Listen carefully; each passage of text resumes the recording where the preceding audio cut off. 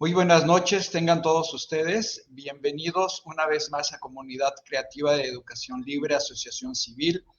Estamos transmitiendo en vivo desde la ciudad de Cuernavaca, Morelos. Y el día de hoy tengo el gusto de volver a estar con un gran amigo al cual conocí pues ya hace 9 años, en el 2015, al licenciado Aarón Lara.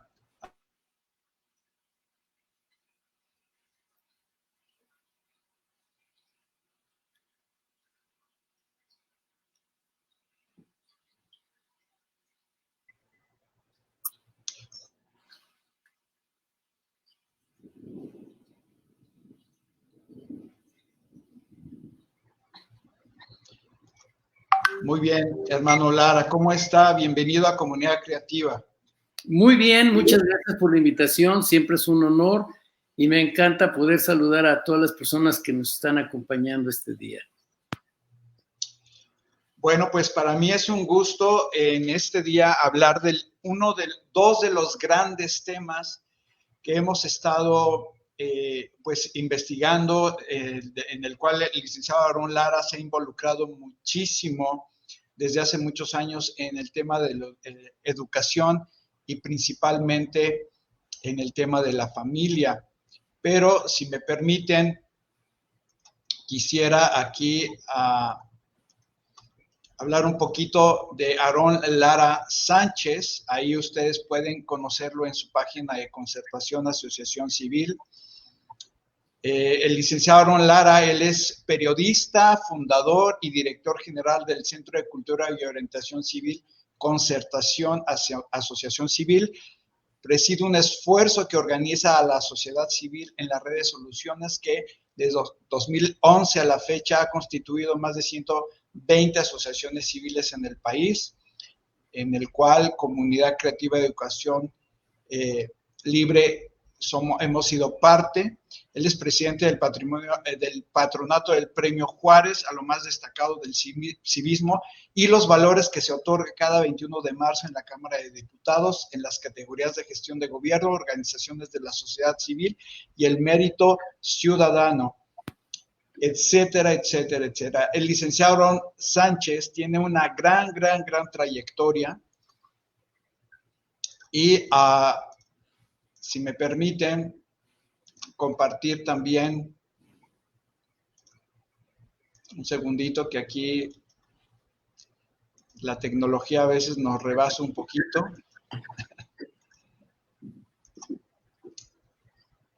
Un segundito, por favor.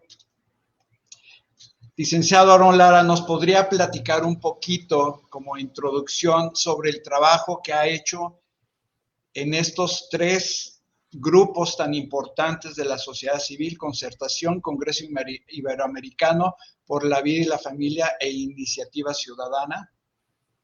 ¿Cómo no? Muchas gracias por la oportunidad. Bueno, como ya mencionaste, la primera organización que fundamos fue Concertación en el año de 1989, sí, así que ya tiene más de 30 años este esfuerzo, y estaba enfocado a toda la cuestión social.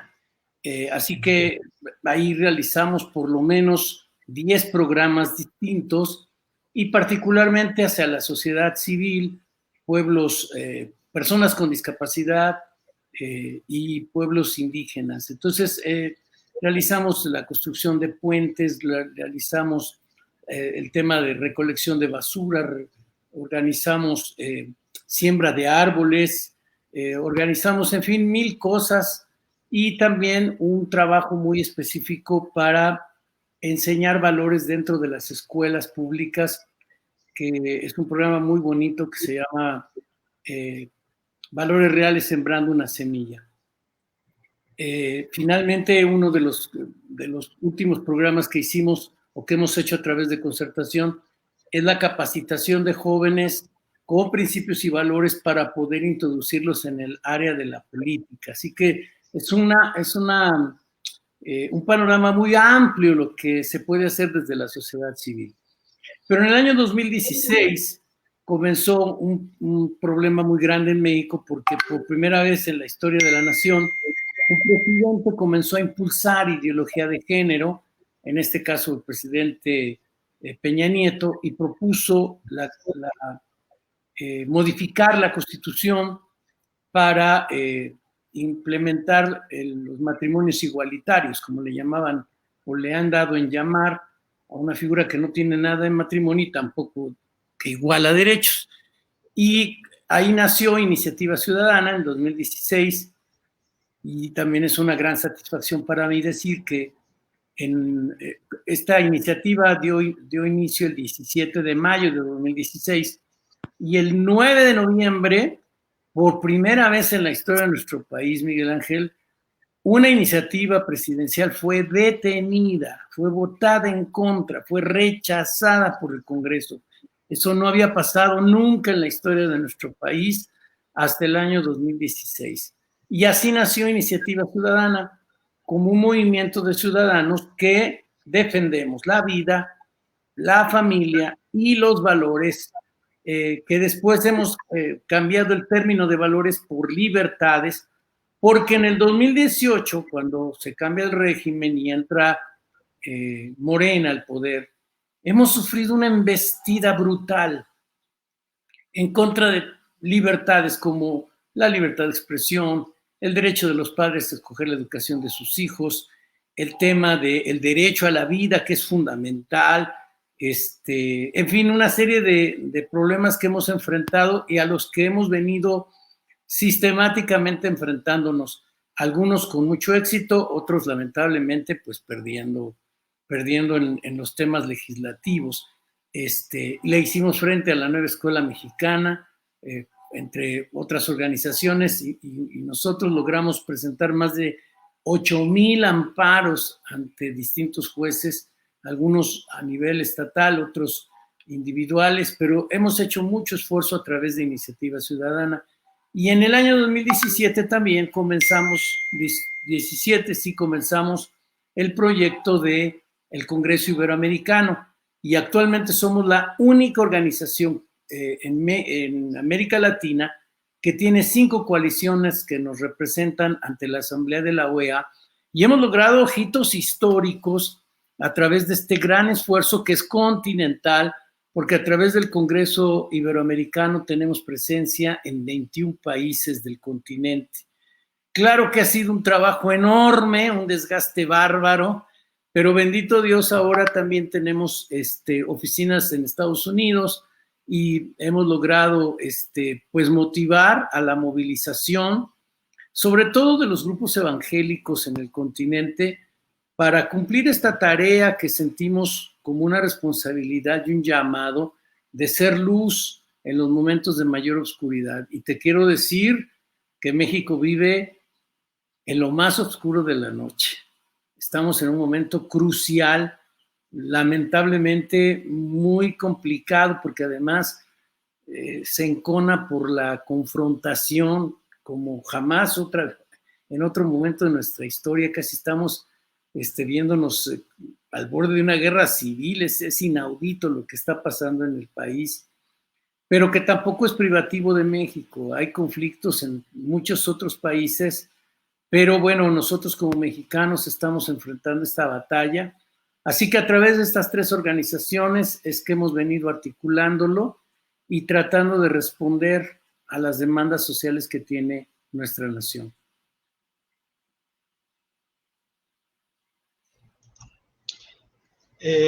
Licenciado Aarón, la nueva escuela mexicana ha sido un proyecto educativo a nivel nacional con una serie de matices, una serie de características que, por un lado, lo convirtieron aparentemente como la panacea después de la fallida estudia en casa por la pandemia a través de la televisión, y a la polémica de la edición de libros de texto con contenidos que parece ser que causaron un gran revuelo con la sociedad civil.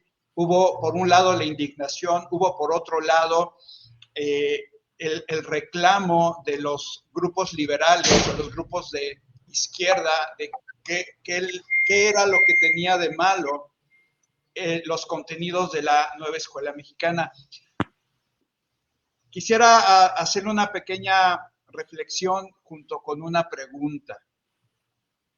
Al respecto de la nueva escuela mexicana, la educación en nuestro país ha sido invadida por contenidos diversos y uno de estos es la igualdad de género, como usted lo mencionaba. La pregunta es, ¿cómo es que la nueva escuela mexicana se ha logrado posicionar contra los principios éticos y espirituales de la familia? Bueno, a ver, para tener claro el panorama de lo que vamos a decir. En primera instancia, la nueva escuela mexicana es un proyecto de izquierda para poder establecer un pensamiento en los niños, adolescentes y jóvenes del país que pueda responder a este proyecto de izquierda para nuestro país. Nuestro país, históricamente, es un país que ha transitado por la vía democrática y fundamentalmente en temas educativos, los gobiernos que hemos tenido a lo largo de nuestra historia han sido gobiernos que han respetado la laicidad del Estado. La laicidad es una doctrina política que establece que el Estado no va a interferir en cuanto a temas espirituales o religiosos o de corte ético y moral, ni en contra ni a favor, sino que va a mantenerse en la neutralidad para ser completamente imparcial y los contenidos de los libros de texto no puedan vulnerar este derecho de los padres para poder decir, yo no estoy de acuerdo que mi hijo le enseñen esto o aquello o lo otro, a menos que sean eminentemente científicos.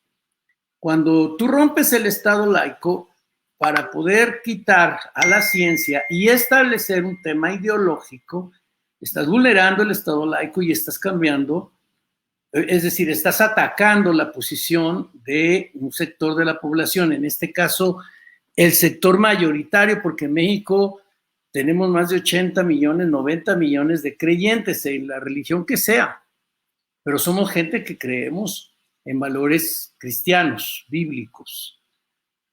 Cuando el Estado, con una concepción de izquierda, propone un viraje, rompe el Estado laico para establecer esa visión que pretende ser unívoca. Entonces, ese es el primer gran problema conceptual. Ahora, como lo hicieron, también agrede completamente toda la normatividad de la propia Secretaría de Educación. En primer lugar, la ley establece que si tú quieres cambiar los libros de texto o el diseño educativo, tienes que plantear primero cuáles van a ser los planes y programas de estudio. Y en base a eso, que tienen que ser discutidos por los actores que forman parte del proceso educativo, incluyendo a los padres de familia, entonces se elaboran libros de texto de acuerdo a estos planes y programas que ya se discutieron. Bueno, nunca se dio esa discusión. Es una imposición del gobierno. Y el gobierno no cambió los planes y programas.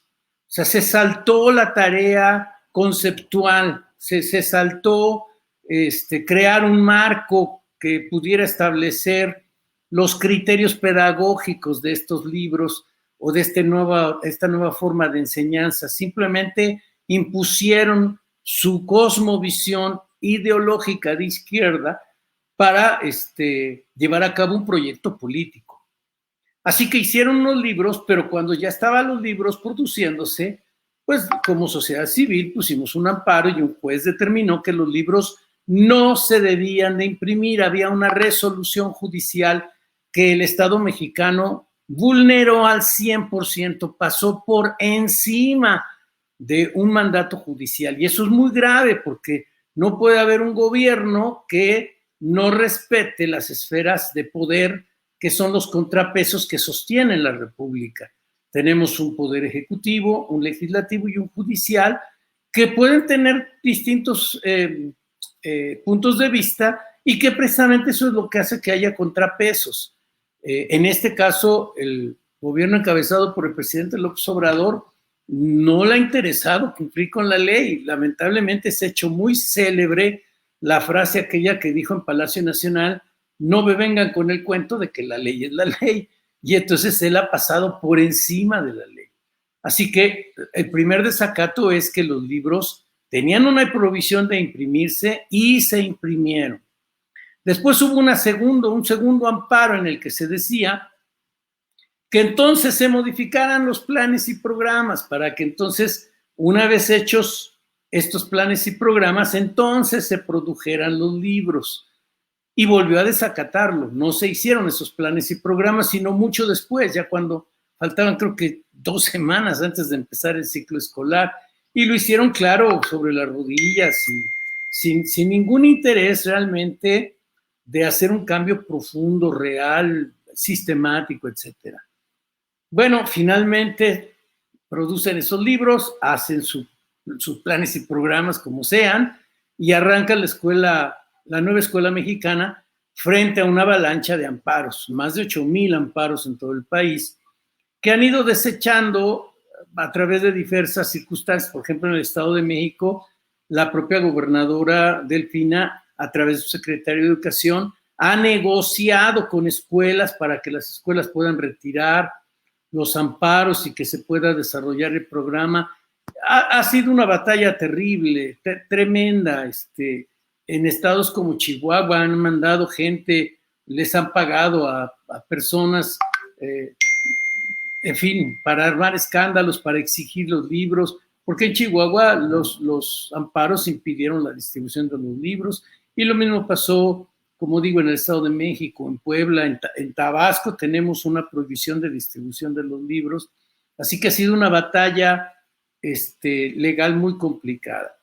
Y en cuarto lugar, pero no menor, muy importante, a casi un año de que se concluye el primer ciclo escolar con la nueva escuela mexicana, los maestros con los que hemos consultado, que apenas estamos haciendo una encuesta, la semana pasada comenzamos, es una encuesta nacional, en donde vamos a buscar a 1,000 maestros de toda la República para que nos den su punto de vista.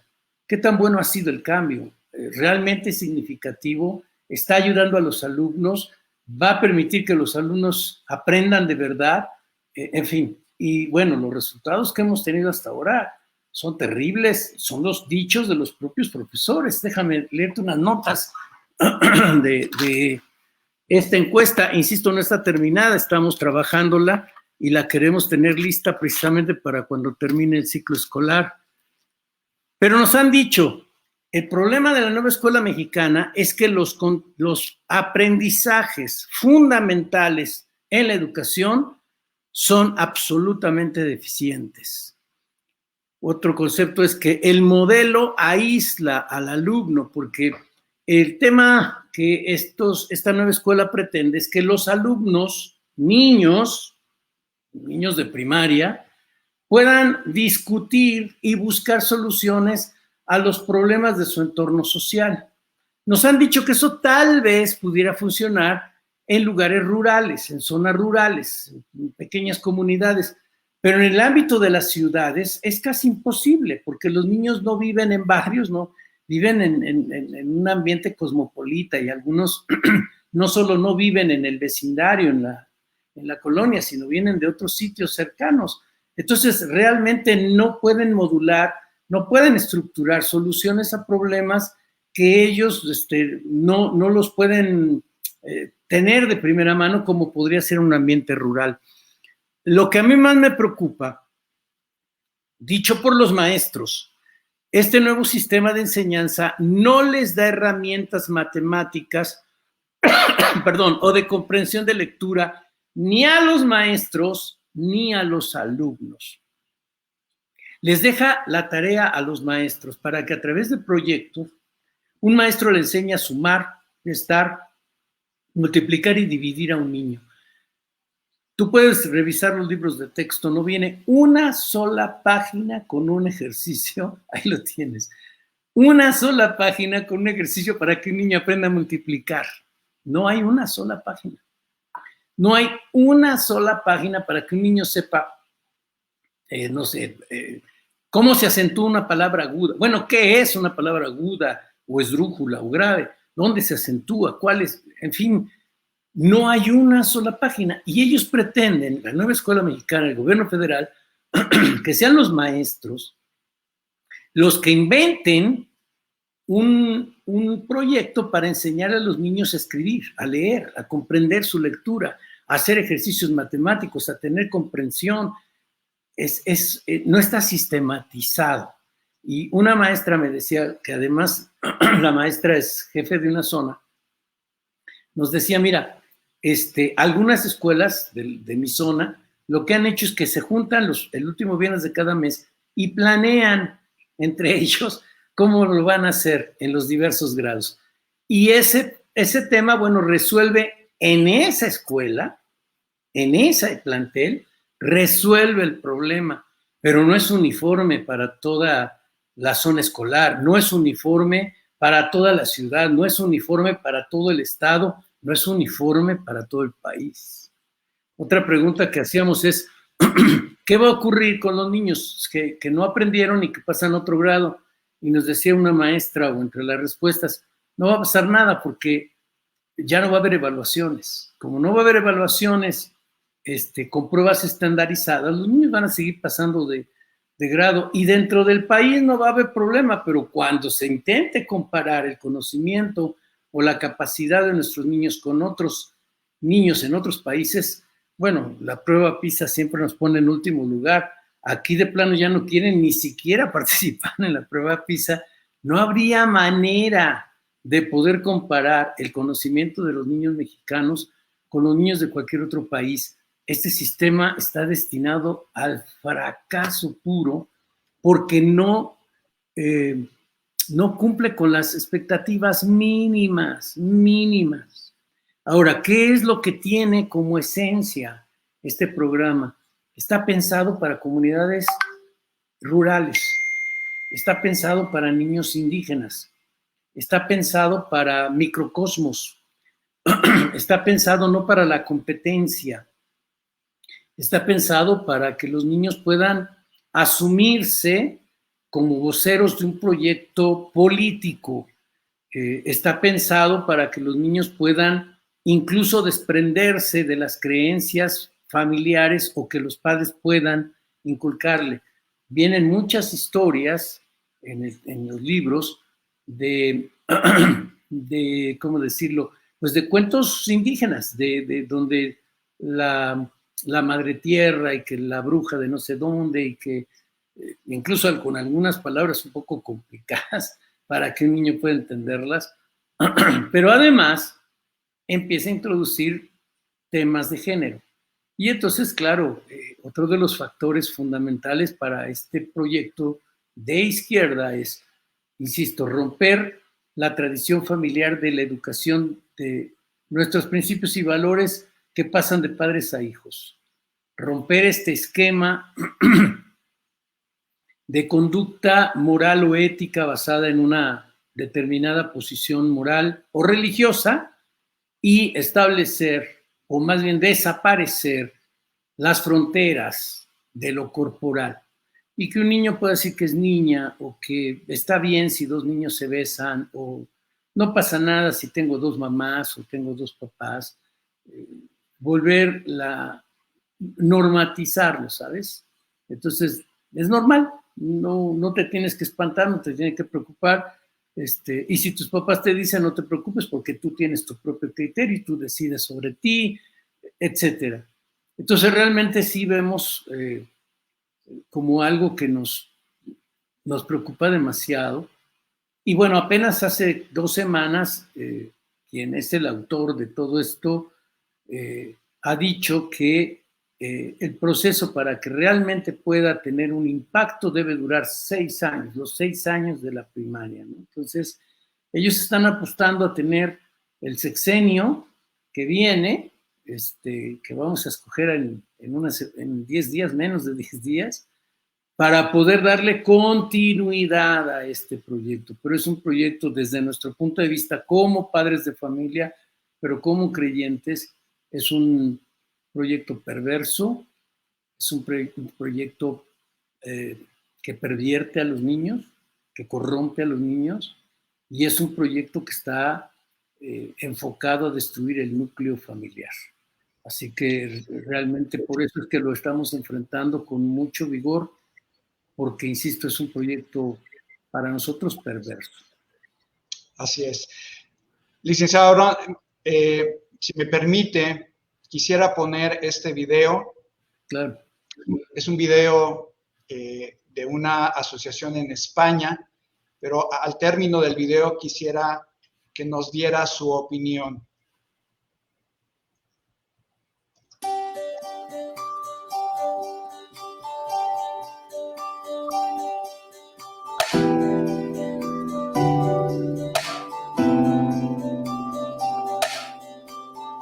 Hola, mira a cámara y preséntate, por favor. Dinos quién eres. Hola, soy Miguel Indurain, fui ciclista profesional. Hola, soy Patricia Gaztañaga, soy presentadora. Soy Pedro Miguel Echenique, catedrático de la Universidad del País Vasco. Soy físico. Soy Itziar Ituño, actriz, y he participado en 15 obras de teatro. Gané 5 Tours de Francia, 2 Giros de Italia. 8 series de televisión y en 11 películas. También presido en estos momentos el Donostia International Physics Center. Soy Aritz Duriz, futbolista profesional. Hola, yo soy Zurin Hidalgo, cantante en el grupo de Sian. Debuté en Primera División hace 16 años. Soy Edurne Pasamán. Soy Carlos Arguiñano. Llevo 50 años en Zarauz y de cocinero. Trabajando en la tele como presentadora y también como actriz. Soy Alessandro Aguirre, cantante de Gatibu y antes de Esquisur. Soy la primera mujer en el mundo que ha subido los 14 8000. 30 años en televisión haciendo programas de cocina. Perdona, Carlos, nos acabas de contar lo que haces, pero lo que queremos saber es quién eres. ¿Quién soy? ¿Quién soy? Pues... ¿Quién soy? Pues... No sé. Pues... buena pregunta. Claro, eso aquí no sabría qué decir así de repente, ¿no?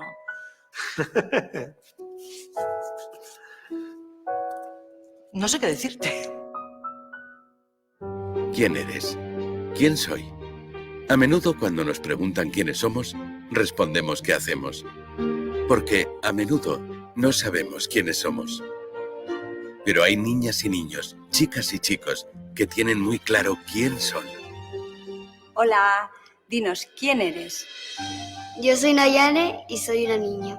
Yo soy Suar y soy un chico. Soy Eki y soy una niña. Soy Eric y soy un niño.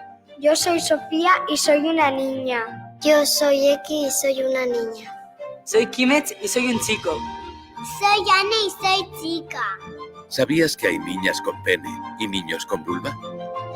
Lo único que necesitan es que les respetes, que les aceptes y que les quieras tal y como son.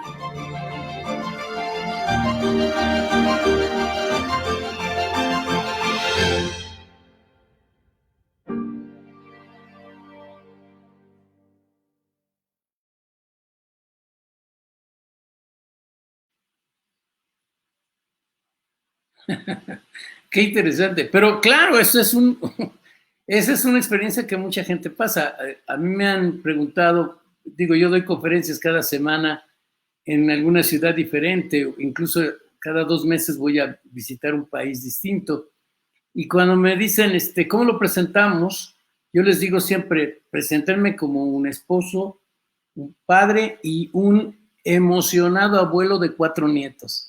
Y la gente se ríe con eso, pero eso es lo que somos realmente. Nosotros no nos amparamos de los títulos que se han logrado a acumular a lo largo de los años, porque esos solo son conocimientos o experiencias.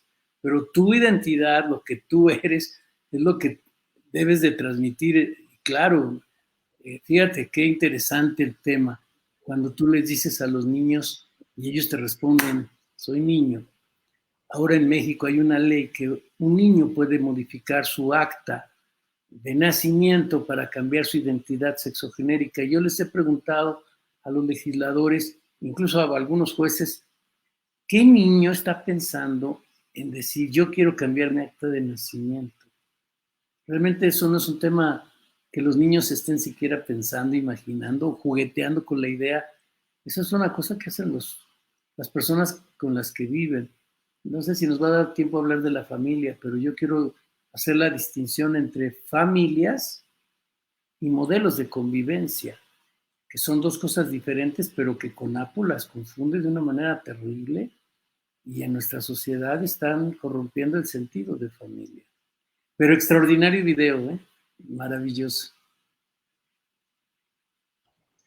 Bueno, al final el video dice algo que es lo que a mí me causó polémica. ¿Sabías que hay niños con vulva? Y niñas con pene, sí.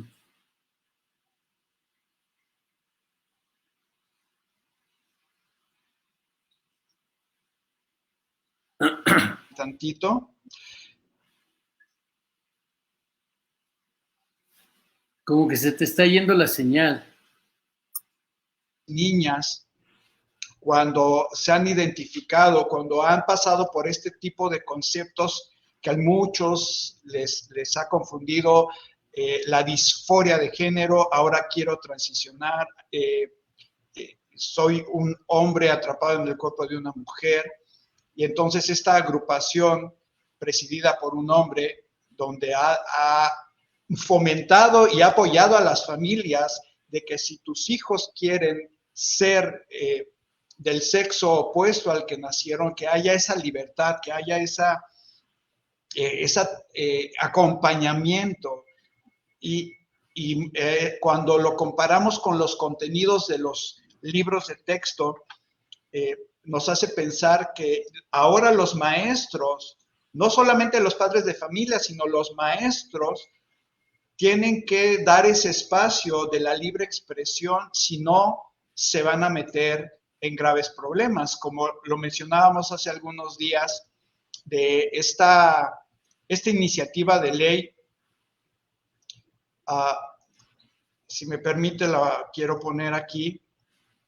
La Cámara de Diputados, el 22 de marzo del 2024, establece que se impondrá de 2 a 6 años de prisión y multa de 1,000 a 2,000 veces el valor diario de la unidad de medida y actualización a quien realice, imparta, aplique, obligue o financie cualquier tipo de tratamiento, terapia, servicio o práctica que obstaculice, restringe, impida, menoscabe, anule o suprima la orientación sexual, identidad o expresión de género de una persona. Ahora los docentes tienen que ser parte de este proceso. ¿O usted qué opina, licenciado Aarón Lara? Muy complicado. Sí, esta ley que se ha dado en llamar ley que prohíbe las terapias de conversión o ley ECOSIC, que son las siglas de esfuerzos por cambiar la orientación o identidad sexual de las personas, nos pone contra la pared a prácticamente toda la sociedad, incluso a los padres de familia, aunque a los padres de familia la ley establece que no se les van a aplicar penas de cárcel, ni tampoco pecuniarias, es decir, no tendrían que pagar una multa, ni tampoco ser llevados a prisión. Lo más grave que le puede pasar a un padre de familia es que reciba la amonestación de un juez. Quienes sí están expuestos a pagar una multa e irse a prisión, cualquier otra persona que no sean padres de familia y que pueda tener contacto con los niños, maestros, terapeutas, un psicólogo, un pedagogo, puede ser incluso un psiquiatra, pueden ser los ministros de culto, y ni siquiera va a necesitar haber una demanda de por medio. Con una denuncia que incluso puede ser anónima, esto se va a perseguir de oficio. Y estas penas de 2 a 6 años, si es un menor de edad, se duplican. Es decir, entonces no serían 6 años, podría irse a 12 años. Pero si además hay una forma de autoridad sobre la persona en cuestión, un adolescente, por ejemplo, un chico de 15 o 14 años, entonces no solamente es porque yo tengo una autoridad moral sobre él, por ejemplo, un pastor, ¿no? A quien respetan, a quien miran como un guía, como un líder. Entonces esa pena ya duplicada se vuelve a duplicar. Entonces puede ir hasta más de 20 años de prisión una persona que pueda haber hecho algún tipo de terapia o de servicio o de, como ellos lo quieran calificar. Por ejemplo, la oración. Cuando un pastor ora por una persona, no está haciendo un servicio, no está haciendo una terapia, ¿no? Pero eso se va a calificar como tortura. Y como el que la perpetra es un hombre o una mujer, puede ser una pastora, a quien se le ve como una autoridad, con una presión moral, con una presión ¿cómo decir? Bajo la cual esta otra persona, eso duplica la pena. Es bien complicada esta ley. Ahora, ¿quiénes construyeron esa ley? La construyeron, la idea primaria, quien lanzó la iniciativa fue una senadora que es lesbiana, una mujer que se llama Citlali Hernández, que hoy día es la secretaria general de Morena. Y bueno, cuando la dio a conocer, nosotros nos enfrentamos con ella, hablamos con ella varias veces. Cambió le llaman ¿cómo se llama esta? La parte primera de una iniciativa de ley que es, olvido el nombre técnico. La exposición de motivos, la exposición de motivos. En la exposición de motivos, Citlali Hernández decía que la culpa de estos comportamientos estaba basada en los criterios religiosos con los que nos hemos educado, y decía ahí en su exposición de motivos que la Biblia era el libro más, con el lenguaje de odio más grande de toda la historia. Es un libro completamente abusador, en fin, daba una serie de contenidos ahí muy fuertes, y cuando nosotros fuimos y le reclamamos, ella modificó su exposición de motivos. Pero es una persona que promueve la diversidad sexual porque es parte de ella. Ella es una señora que tiene una tendencia que es respetable porque es una persona mayor de edad, pero que no podría aplicar esa concepción de la vida con los niños, porque cada niño, al hablarles de estos temas, los confundimos. Pero después, cuando llega finalmente a la Cámara, después de 3 años de estarla deteniendo en el Senado, pasa aprobada por el Senado a la Cámara de Diputados, y ahí logramos otros 2 años que se congelara la ley. Quienes la empujaron fue la bancada trans que tiene Morena en la Cámara de Diputados. Y estas personas, que por ley les tenemos que dar un nombre específico como mujeres, aun cuando son hombres biológicos, lograron finalmente los consensos con una violencia tremenda, y al final se aprobó pues prácticamente con el voto unánime, excepto la mitad del PRI y prácticamente toda Acción Nacional, que se opusieron. Pero realmente fue una votación muy mayoritaria, basada en 3 conceptos mentirosos o que no cumplían estrictamente con la verdad. El primero de ellos, que decían que las personas que querían, es decir, personas de la diversidad sexual, bisexuales, transexuales, homosexuales, lesbianas, etcétera, eran llevadas a tratamientos de manera forzada y se les aplicaban torturas físicas, como ponerles choques eléctricos en los genitales. Bueno, eso es una barbaridad, y no existe un solo caso documentado en nuestro país, una sola denuncia en ninguna fiscalía, en ninguna dependencia judicial o en derechos humanos, por lo menos, que pudiera demostrar que efectivamente hubiera tal o cual organización o persona que estuviera haciendo esos actos de tortura, porque esos actos están tipificados en la ley, y si de veras hubieran existido, habría maneras jurídicas, por supuesto, para que estas personas que perpetraron alguna barbaridad de este tipo que se comentan, fueran detenidas y juzgadas y sentenciadas. Entonces, es faltar a la verdad decir que hay en México organizaciones que le daban toques eléctricos. Pues no hay una sola denuncia. Es como cuando dicen, es que hay cientos de mujeres en la cárcel por aborto. Pues no es verdad, no hay una sola mujer encarcelada por aborto en México. No existe eso. Es una falsedad. No es verdad.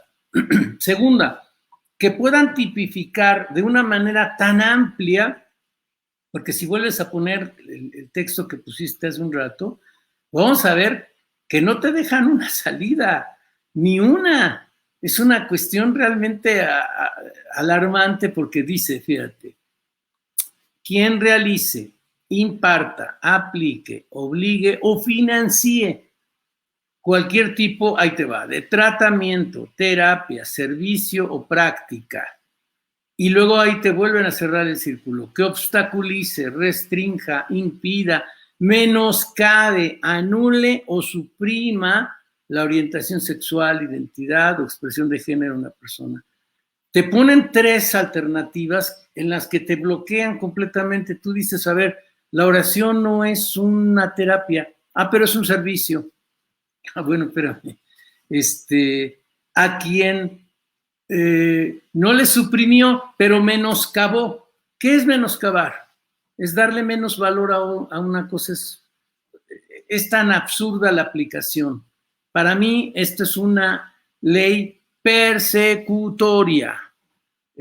No tiene una noción de universalidad, no establece la presunción de inocencia. Te señala, te criminaliza y te persigue, así sea algo que tú hagas de buena fe. Pero aquí viene la tercera cosa que a mí me preocupa en esta ley. ¿Qué tal que una persona de la diversidad sexual quiere cambiar?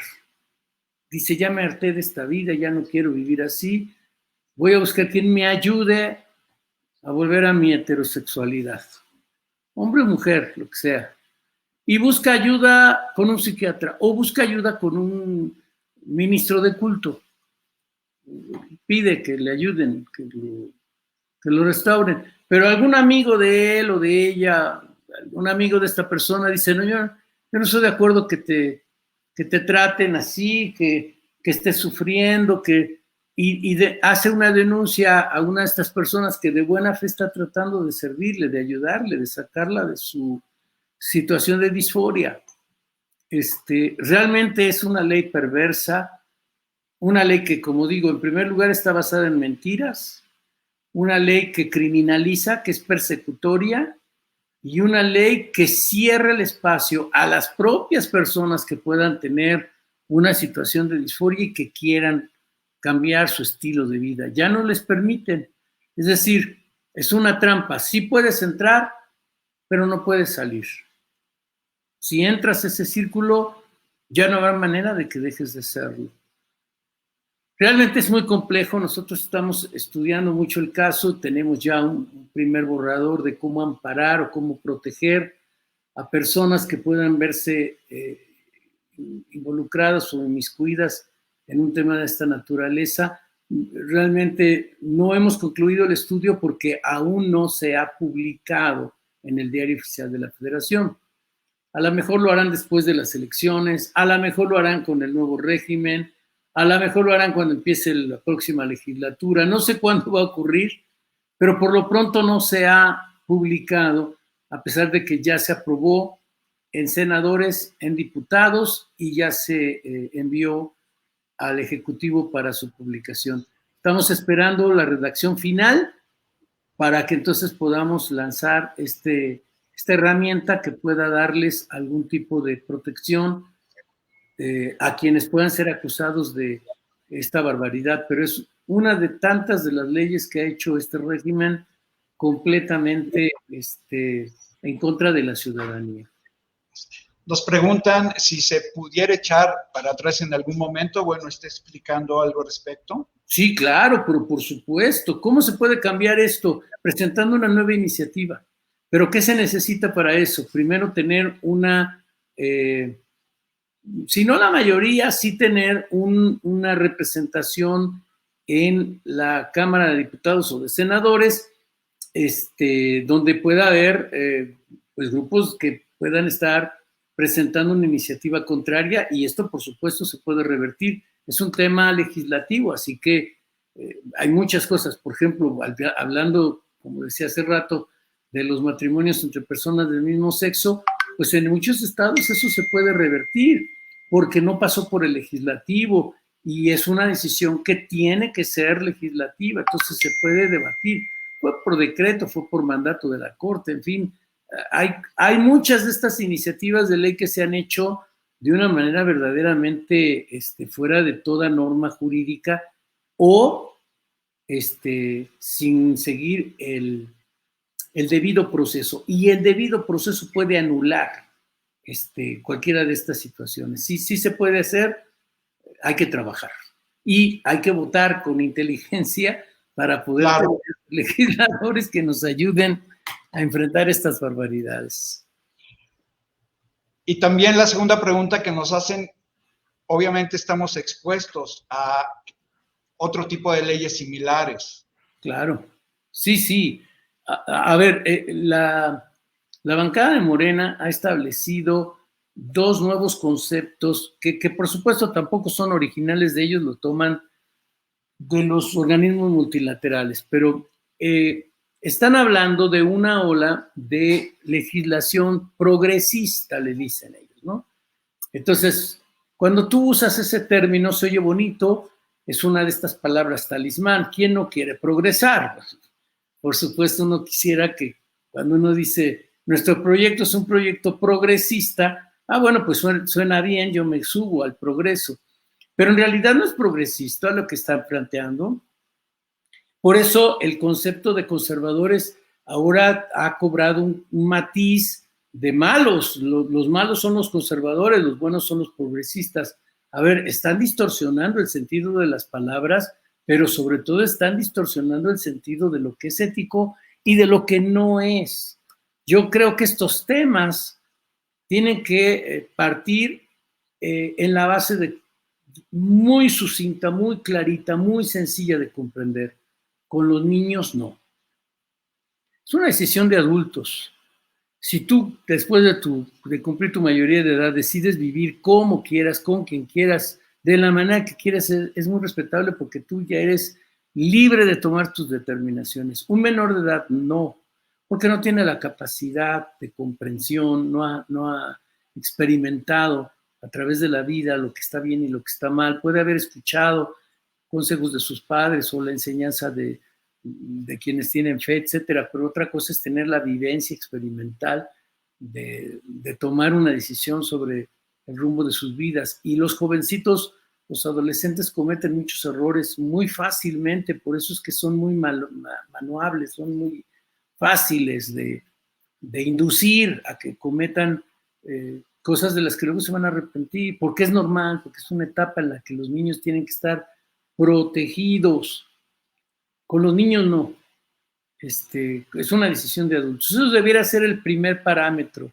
Y no es un tema religioso ni nada, simplemente es un tema de la más sencilla lógica. Pero en segundo lugar está la cuestión legislativa, la cuestión jurídica.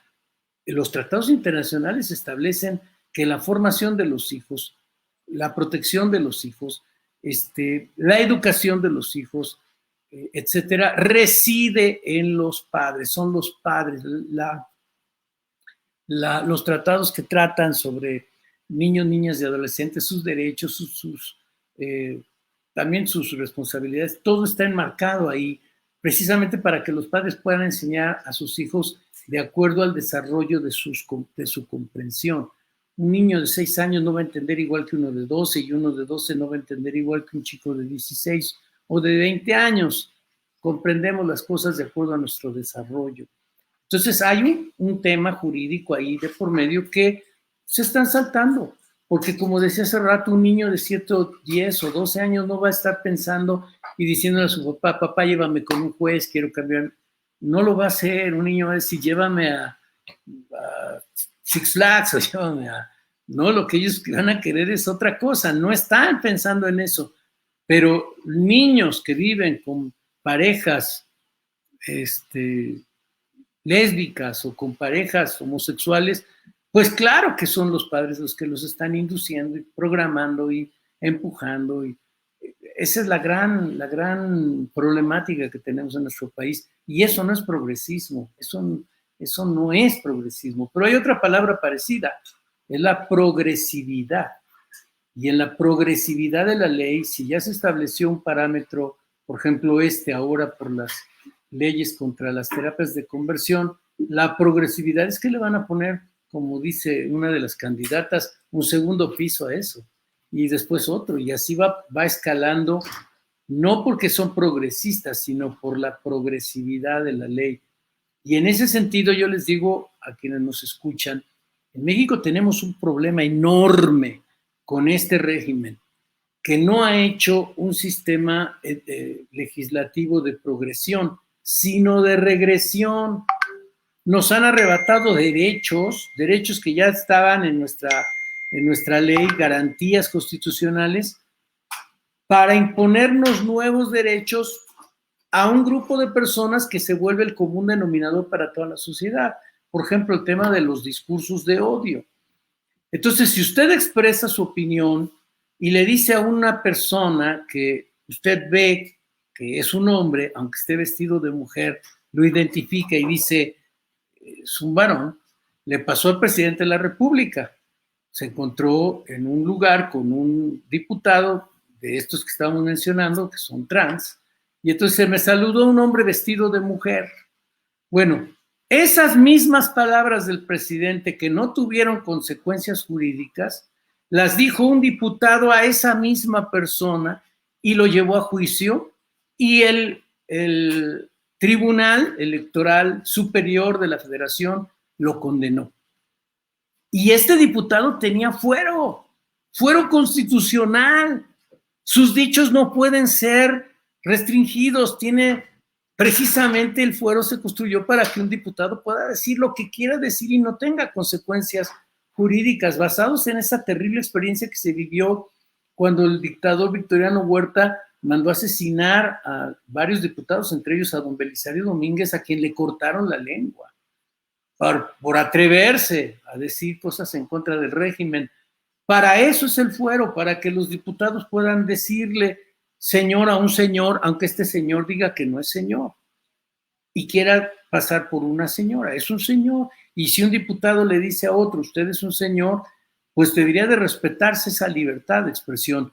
Pero un tribunal, y es el Tribunal Superior, estableció que el delito de violencia de género era más grande que el fuero constitucional. Un juez está pasando por encima de la Constitución. Eso no es progresividad, eso es una regresión de derechos. Nos está quitando un derecho que ya tenemos, que es la libertad de expresión, elevada a rango constitucional, para decir, tienen derecho a decir lo que quieran, menos decirle señor a un señor. Si ese señor dice que es señora, ustedes tienen que decirle señora, pero va contra mi sentido común, va contra la objetividad del derecho, porque si usted le toma una muestra de su saliva o un cabello y hace una prueba genética, ¿cómo le va a decir a la ciencia que está equivocada? Eso se llama objetividad de derecho. Y en este caso pusieron por encima de la ley, por encima de la objetividad del derecho, una regresión para quitarnos el derecho. Lo mismo pasa con el derecho a la vida, lo mismo pasa con la concepción del matrimonio, etcétera, etcétera. Es larguísima la lista. Y ahora esta nueva ley es una regresión de derechos. Si me permite, licenciado Aarón, quisiera citar una frase de usted. A lo largo de la historia, pero con mayor vehemencia en el tiempo presente, se ha atacado a la familia y querido desaparecer el matrimonio, y los resultados son catastróficos con naciones cada vez más decadentes, sin ética o moral, y es por eso que necesitamos reivindicar la trascendencia del matrimonio y de la familia como la base nuclear fundamental e imprescindible de cualquier sociedad. ¿Alguna reflexión sobre esta frase? 3 cositas. 1, esta frase está basada en la Carta Universal de Derechos Humanos y en todos los tratados internacionales que ponen a la familia como la base nuclear de toda sociedad. Sin familia no hay sociedad y sin sociedad no hay Estado. Es fundamental mantener el concepto de la familia como la base de la sociedad. ¿Cuándo se da una familia? ¿Cuándo nace una familia? ¿A qué se le puede llamar familia? Porque una madre soltera que tiene a un hijo y que lo quiere mucho y que sale a romperse el alma todos los días para darle de comer, con todo el debido respeto que merece el amor y el esfuerzo de esa mujer, no es una familia.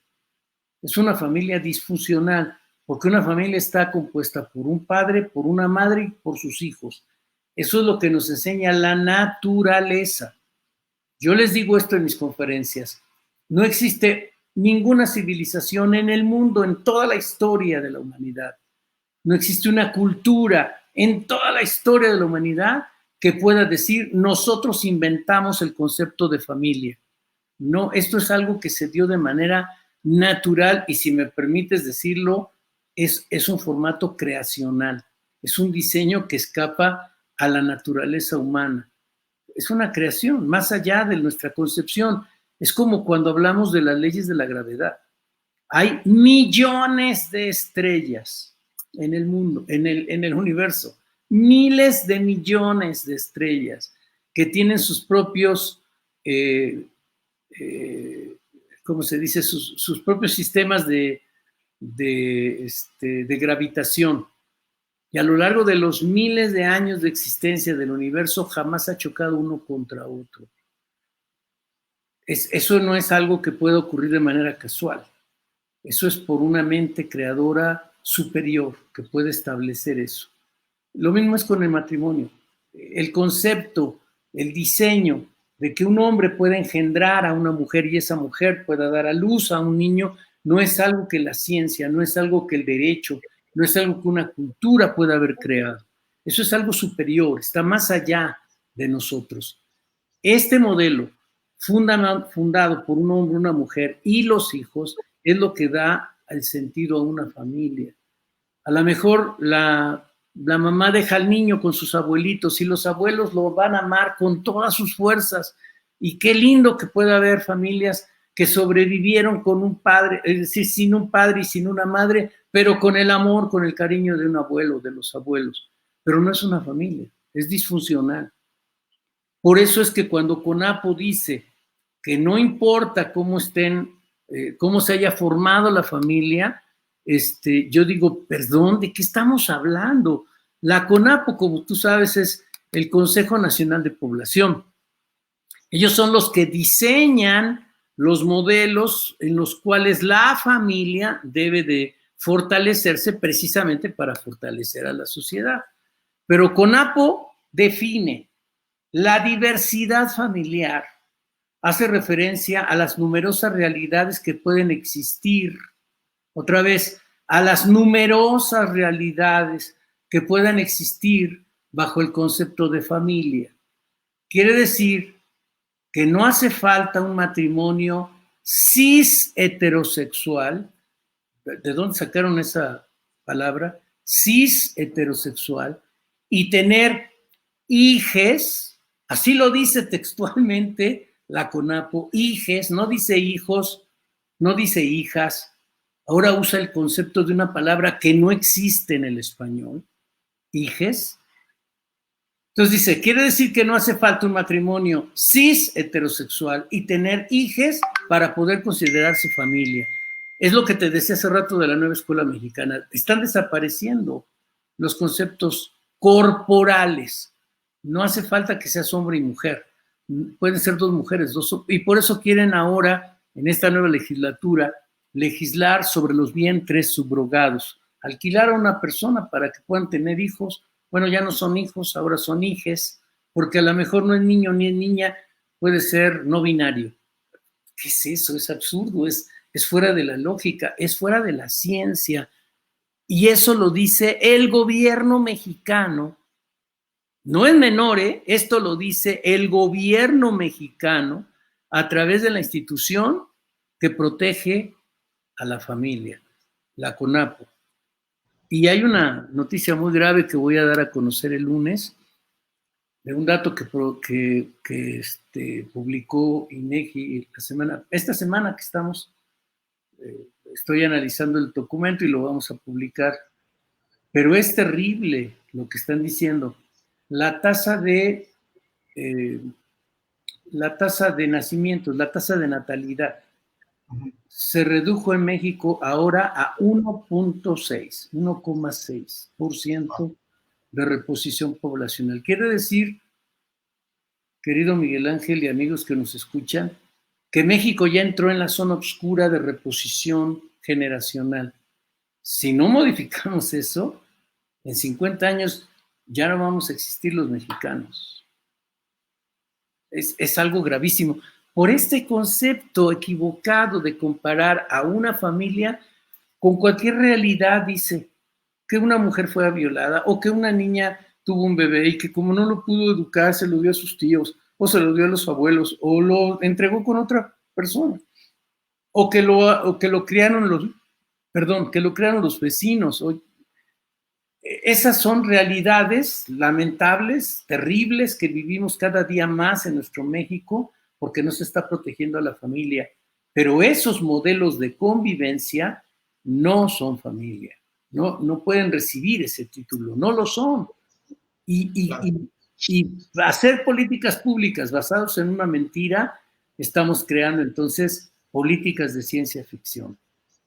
Así es. Si me permite, quisiera dar lectura a otra frase y hacerle una pregunta que creo que es muy, muy, muy importante.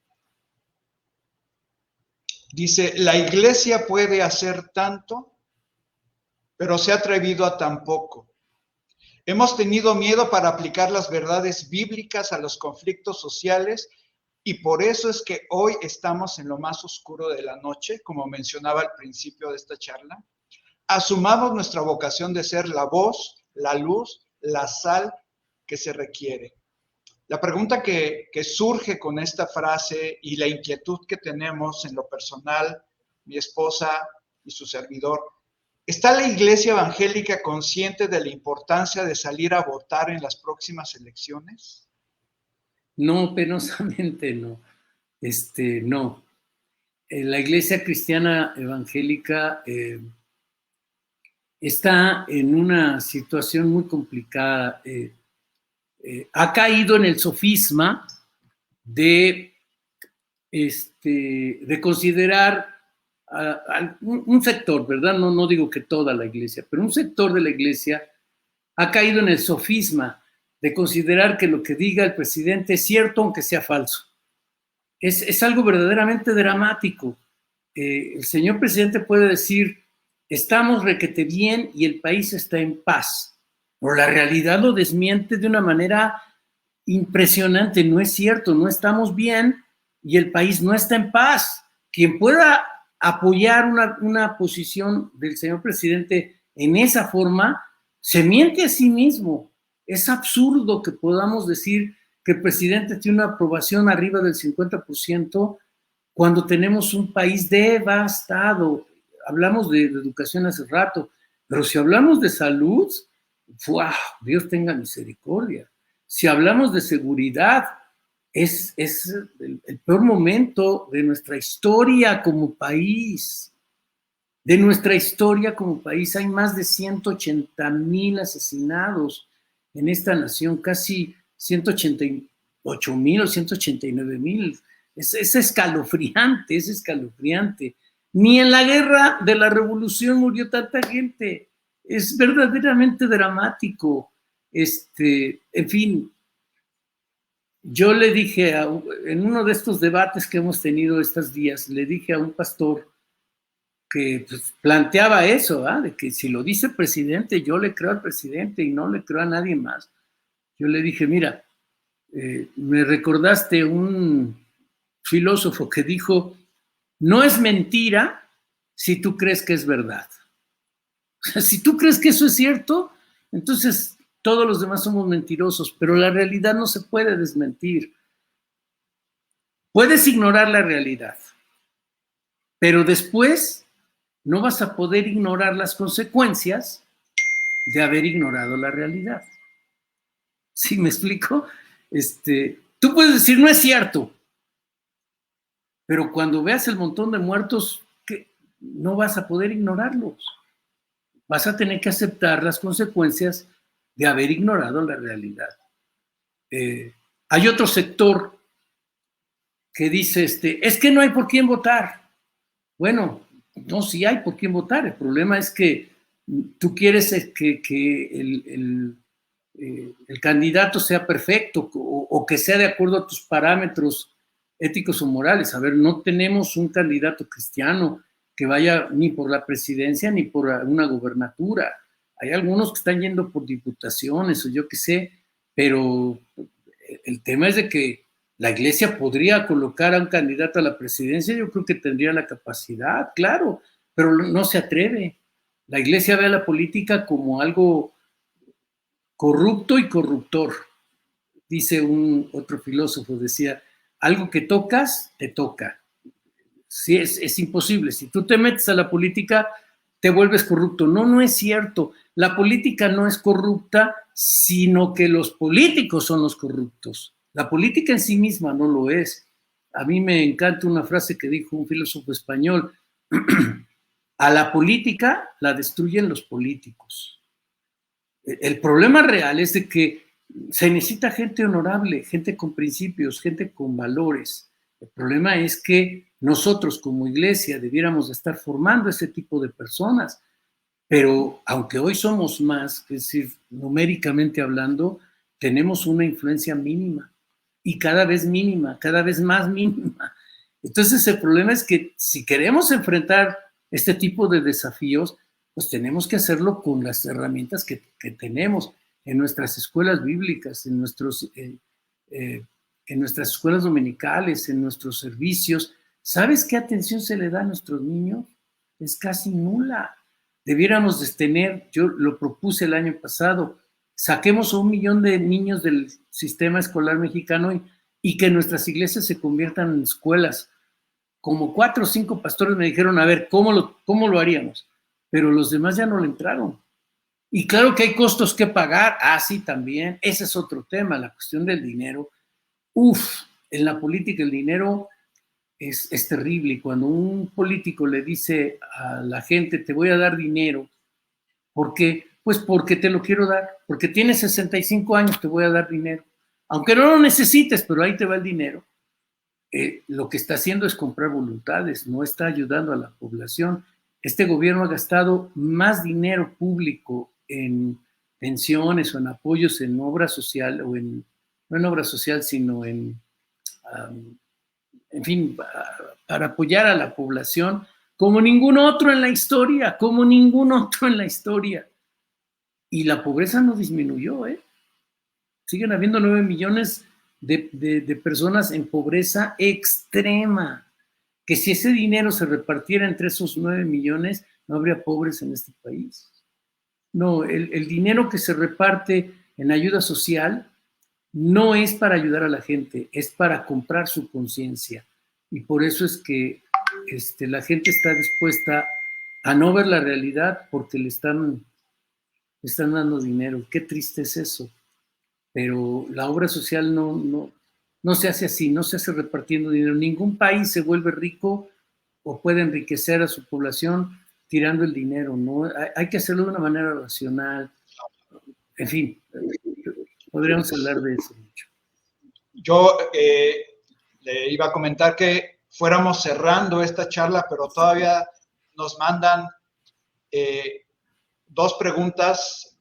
Antes quisiera mencionar este comentario de Michelle Martínez. Yo veo más organizados a los grupos católicos. Ahora, sí. Yo estuve desde el año pasado colaborando con algunos grupos católicos en este proyecto extraordinario que se llama Compromisos por la Paz.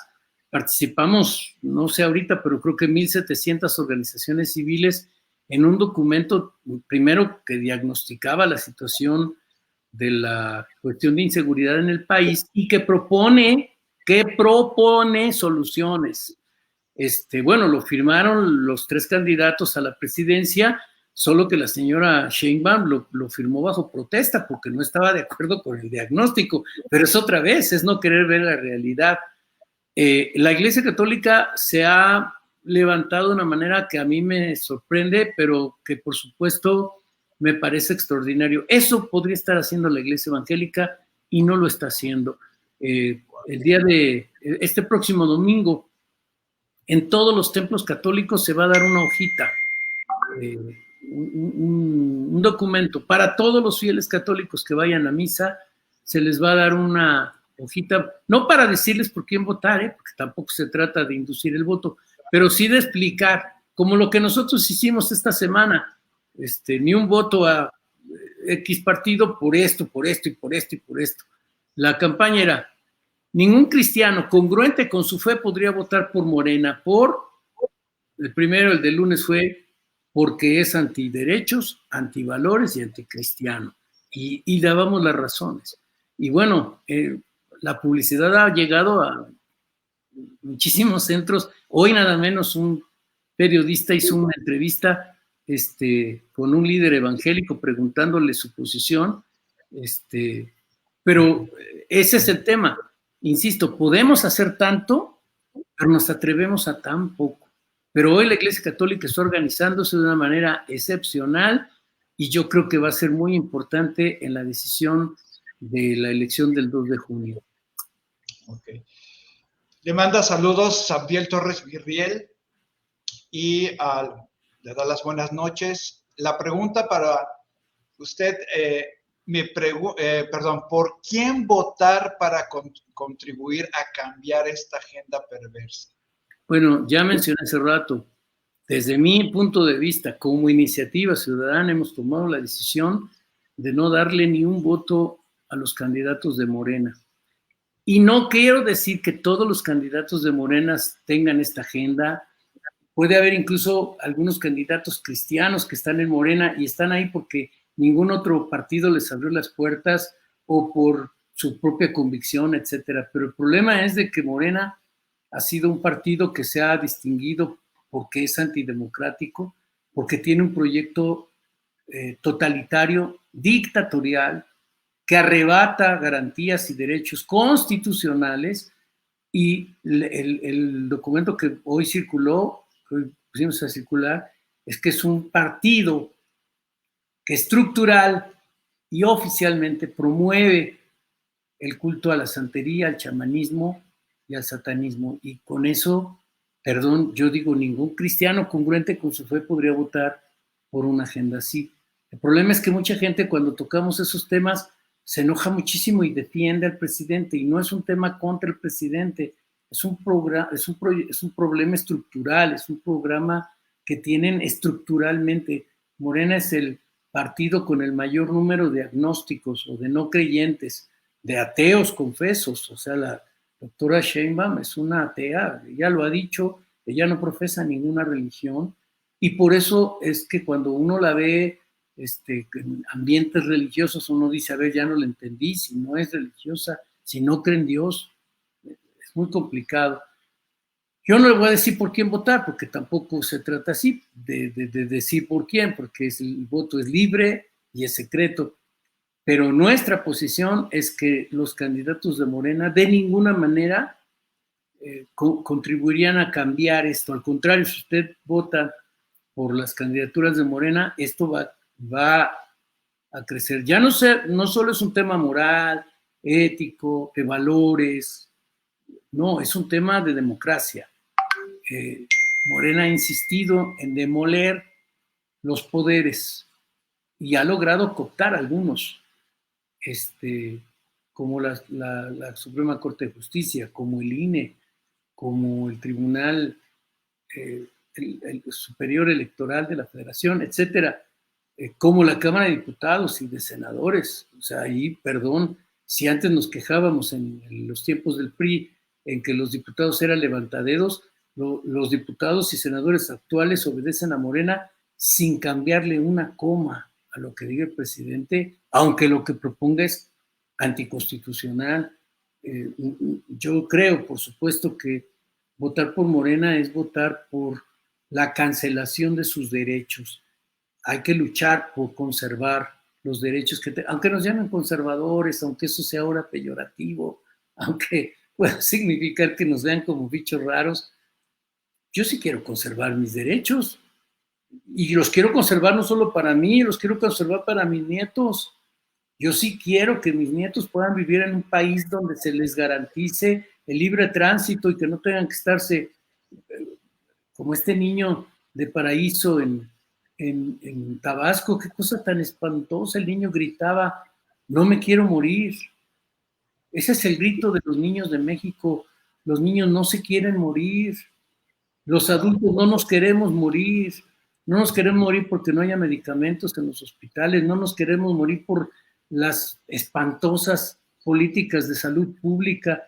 Bueno, el estudio que hicieron eminentes expertos en salud determinaron que de los 800,000 muertos por COVID, por lo menos 300,000 no tenían por qué haber muerto.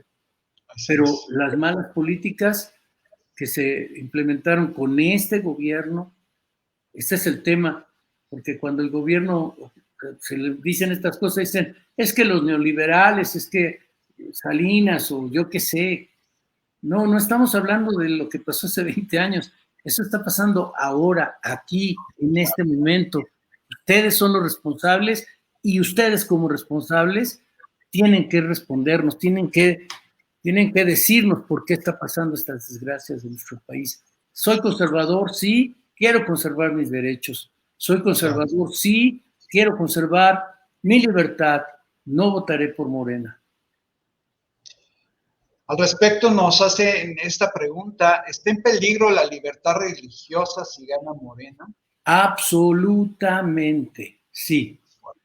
La bancada transexual propuso en septiembre del 2022 cambiar la ley de asociaciones religiosas y culto público, modificarla para que no exista en la Biblia mensajes de odio. O sea que eso significa reescribir la Biblia o usar una Biblia, como la llamada Biblia inclusiva, en donde no haya ninguna alusión a los términos de lo que dice Génesis 15, lo que dice Romanos 1. Romanos 1 es la descripción de este gobierno, está catastrófico. Entonces, tendríamos que quitar eso de la Biblia y los ministros de culto tendrían que, yo no soy ministro de culto, pero quienes lo sean tendrían que limitar su libertad de expresión para ya no poder tener libertad de cátedra y no poder predicar lo que sus convicciones espirituales les ordenan. Claro que corre peligro, absolutamente. Es bien riesgoso esto que puede ocurrir en el caso de que gane Morena. Claro. Pues, licenciado Aarón, yo tengo muchas más preguntas, pero el tiempo, y el clima, pero sí quisiera, si nos hiciera favor, hablarnos qué va a pasar el 27 de mayo, qué esperamos en esta conferencia de Entendiendo el panorama de las elecciones. Bueno, pues vamos a hablar sin tapujos sobre lo que puede ocurrir el 2 de junio. Tenemos una jornada electoral quizás la más importante de nuestra época reciente, así que vamos a hablar con claridad de cuáles son los escenarios, qué puede pasar si una cosa, si la otra, el grado de violencia que estamos viviendo hoy día. Esta es la elección más violenta de toda la historia, ya van más de 30 candidatos asesinados y algunos de una manera verdaderamente dramática. Un candidato en Mante, Tamaulipas, fue apuñalado caminando hacia un mitin rodeado de gente a plena luz del día, apuñalado. Es algo inaudito. Una diputada o candidata a diputada ya en Celaya, Guanajuato, fue acribillada a balazos junto a su hija. Otro candidato al que recogieron, desaparecieron junto con su esposa y después lo encontraron desmembrado, a él y a su esposa. Eso es algo que realmente duele tanto que esté pasando, pero ese es el grado de violencia que tenemos en esta elección. Y vamos a decirlo con toda franqueza, con toda claridad, y vamos a decir las digamos, los riesgos de nuestro voto. Así que los invitamos, es completamente gratuito, se pueden conectar, va a ser una sesión vía Zoom, solo caben 500 personas en la plataforma, no lo vamos a transmitir por otra vía, solo a través de esa sesión, así que si usted quiere acompañarnos, ahí viene un registro, usted puede hacer su registro, se le manda a la liga y solamente habrá espacio para 500 personas.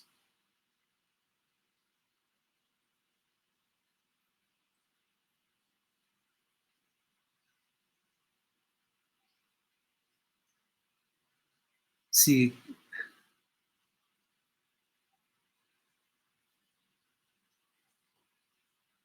Tienes tu micrófono apagado. Decía que hay que confirmar asistencia al 81 11 02 10 20. Así es. Se marca, es un WhatsApp, supongo. Así es, sí. Y ahí se pide. 500 personas solamente podrán participar de esta conferencia. Ok, pues yo los invito a que escuchemos al licenciado Aarón Lara el 27 de mayo a las 8:30 de la noche.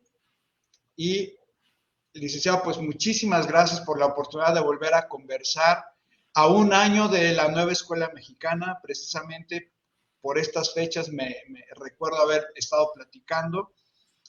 Y aparte de esta conferencia, ¿qué hay en su agenda de trabajo que pudiéramos, bueno, saber, digamos, de aquí a agosto?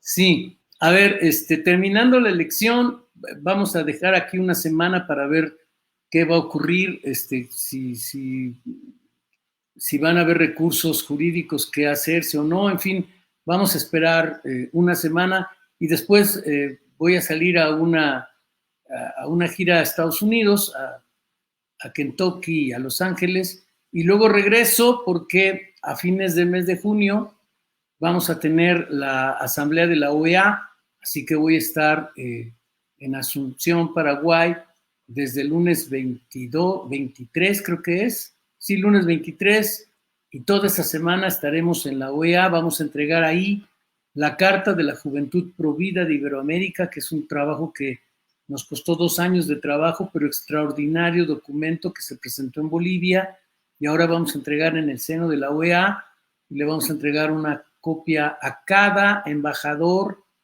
de los 35 países que tienen representación en la OEA, en español, en inglés, en francés y en portugués, se les va a entregar. Y regresando, terminando ya junio, porque eso es del 26 al 28, aunque yo voy a estar toda la semana allá, ya en julio vamos a hacer otra gira por los Estados Unidos, las 2 primeras semanas de julio, estaremos por toda la costa oeste, en Fresno, en San Francisco, en fin, en algunas ciudades creo que también algo en Dallas, no recuerdo ahorita bien, pero vamos a estar viajando, vamos a estar dando algunas conferencias, y en agosto, muy importante para que lo puedan considerar, del 15 al 17 o del 16 al 18, por ahí, no tengo aquí a la mano la agenda, pero tenemos nuestro Congreso Nacional. El Congreso Nacional de Iniciativa Ciudadana se va a llevar a cabo en la ciudad de Tijuana, Baja California, en las instalaciones de Jucum, un lugar preciosísimo, muy lindo, ahí en playas de Tijuana. Ahí vamos a estar, creo que es del 16 al 18 de agosto, en Tijuana, con nuestra Asamblea Nacional, en donde traemos a todos nuestros liderazgos de todo el país. También en agosto vamos a tener la capacitación para el programa Adopta un Diputado. Ojalá que se puedan involucrar. Esto es un programa bien, bien importante y un programa muy noble, muy bonito, muy extraordinario. También en julio vamos a lanzar la convocatoria para la segunda temporada de los amparos contra la nueva escuela mexicana. En fin, mucho trabajo. Estamos con mucho trabajo, gracias a Dios. Dice Ruth Paniagua, gracias hermano Aarón Lara, Dios bendiga su ministerio, así como a su equipo colaborador. Y pues ustedes, amigos, se han dado cuenta del trabajo que está haciendo el licenciado Aarón Lara desde hace muchísimos años. Por lo menos yo tengo el gusto de haberlo conocido hace 9, cuando lo fuimos a visitar mi esposa y yo a sus oficinas. Y creo que es muy importante que lo levantemos en oración, pidiendo protección, pidiendo seguridad de parte de nuestro Dios, fortaleza física a toda su familia, porque el trabajo que está haciendo, pues no es cualquier cosa, no cualquiera se avienta a hacer un trabajo que aparentemente parece, pues ir y a dar conferencias solamente, no, es un trabajo bastante arduo de días, de horas, de juntas, llegar a tomar decisiones importantes en beneficio de la familia. Eso es muy, muy, muy importante. Así como usted mencionaba hace rato, yo también deseo que mi nieta y los nietos que me permita tener el Señor deseen tener su propia familia, deseen casarse, deseen tener hijos, porque eso es una de las cosas que estamos padeciendo en la adolescencia y juventud actual. No hay ese pensamiento de darle continuidad a la familia. Yo le agradezco muchísimo nuevamente y pues no sé, algunas palabras finales de despedida que nos quisiera después de haber dado su agenda de trabajo tan ardua. Miren, hoy tuvimos un concurso de jóvenes de todo el continente para precisamente el premio al ganador del concurso de oratoria va a ser uno de los voceros, de los 5 voceros que tenemos en la OEA, así que uno de esas será una voz de uno de los jóvenes. Y yo en la reunión de los jóvenes esta mañana les decía esta reflexión. Cada generación, sin duda, se cree destinada a reconstruir el mundo, a salvar al mundo, a transformar al mundo. Cada generación.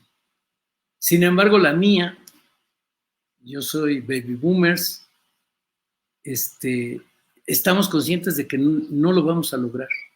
Hicimos lo que pudimos, pero estamos conscientes que no lo vamos a lograr. A nosotros nos toca quizás una tarea más grande, es capacitar a la generación que logre lo que nosotros no pudimos lograr. Y les recordaba la historia de David, el rey David, en la Biblia, cuando Dios le dice, a ver, tú has derramado sangre y por lo tanto tú no me construirás el templo. El templo lo va a construir tu hijo. Ese es un mensaje poderosísimo. Tú no, pero tus hijos. Entonces no dejes a tu hijo solo, instrúyelo, capacítalo, adiéstralo, pero además dale los materiales, prepárale, ayúdale a tener las cosas suficientes, lo que tu hijo necesite para construir el templo. Y David se dedicó los últimos años de su vida a juntar un tesoro extraordinario, kilos y kilos de oro, piedras preciosas, en fin, los materiales que después se usaron para construir el templo que se le llamó el templo de Salomón. Salomón era el hijo de David. La palabra Salomón significa hombre de paz. Y yo es lo que tengo en mi corazón. Sé que mi generación, no vamos a lograr cambiar este mundo, pero mi hijo, mis hijos, yo tengo 2 hijos, o mis nietos. Y entonces mi tarea es cómo los capacito, cómo les arrimo lo que ellos necesitan para que ellos sí logren lo que yo no pude. ¿Cómo logramos frustrar esta maligna, perversas iniciativas? ¿Cómo logramos detener esta maquinaria enloquecida, esta efervescencia por el mal, estas leyes absurdas?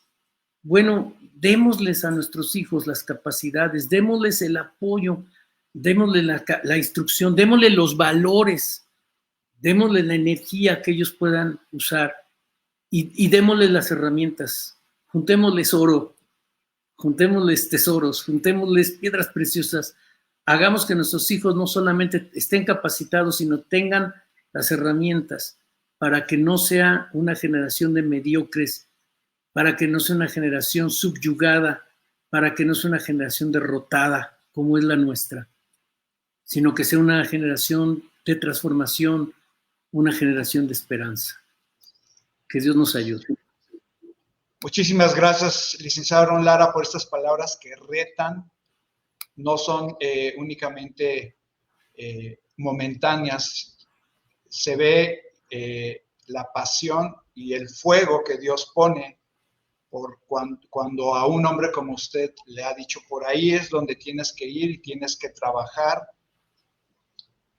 en esa confianza y fortaleza que da el Señor. Muchísimas gracias a Dios por su vida.